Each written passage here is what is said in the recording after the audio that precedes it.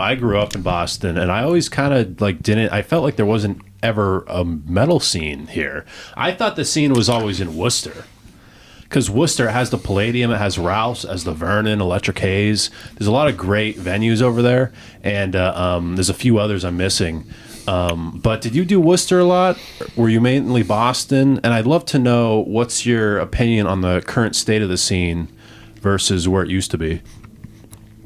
If there ever was a scene, it was definitely in Worcester. It wasn't until we discovered Ralph's or Ralph's discovered us, and it was mostly through Chris, who used to run Metal Thursdays, that we ever felt we could play a decent local show.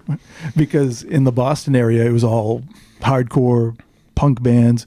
You play with ska bands, you play with, and then you play with new metal bands. And new metal came out in the early 2000s. Sucks. But yeah, that's all there was. And you play these awful shows where, people would come to see their friends play.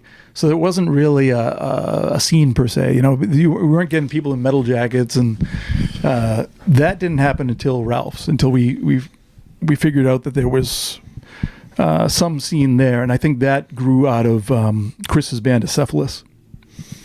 He had an in at the Palladium because Acephalus' drummer was, I think, the door guy there.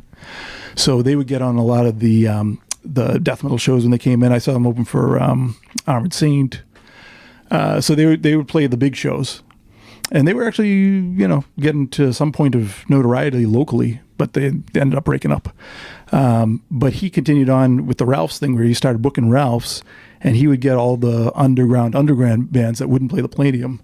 And he put together the longest running metal series in history, basically. It was on for like 15, 20 years or something.